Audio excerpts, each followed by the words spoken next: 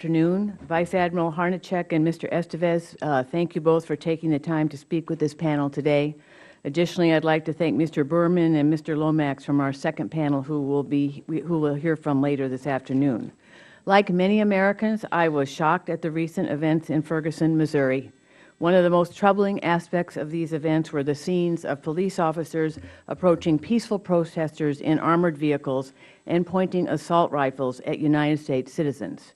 I recognize that the majority of the equipment used in Ferguson was not obtained through a Department of Defense initiative known as the 1033 program, meant to transfer surplus military equipment to state and local police departments, and the subject of our hearing today. But in light of these and other disturbing events from around the country, it is our responsibility to review this Department of Defense program. I've spoken with a number of Massachusetts police chiefs to get their sense of the program, and have learned of instances and reports that provoke serious questions about the suitability of this program for local law enforcement efforts. But I have also learned of instances where it has been especially helpful, most notably during the Boston Marathon bombing.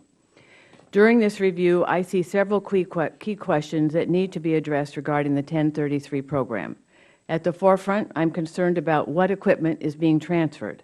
While the DoD may have surplus equipment, not all of that equipment is necessarily appropriate for every state and local police unit. Among other things, we need to re-examine how the DoD determines what equipment can and cannot be transferred. How does a particular police unit qualify to receive a particular piece of surplus equipment? What oversight responsibilities does DoD maintain for equipment provided through this program? Who is responsible for training in the use of donated items? How are law enforcement agencies that receive such equipment held accountable? Given the many questions, I thank you for being here, and I look forward to hearing your testimony.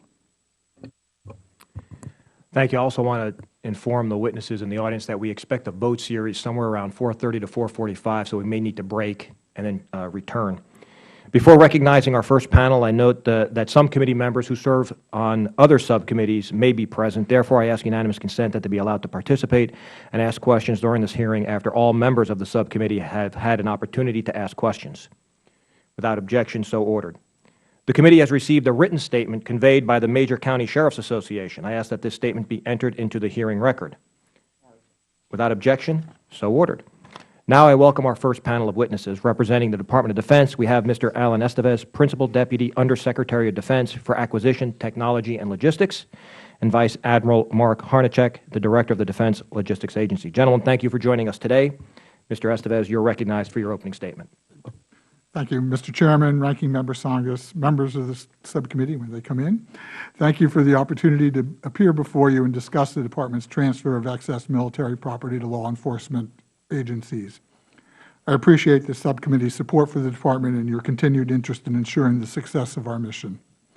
Our joint written statement has more detail, and I ask that it be submitted for the record.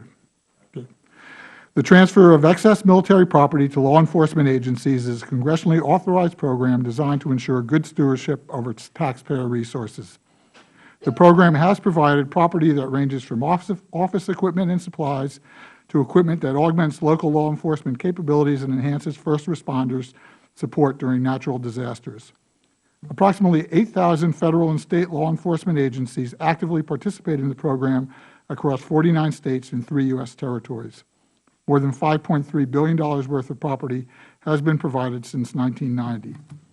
A key element in both the structure and execution of the program is the State Coordinator, who is appointed by the respective State Governor. State coordinators approve local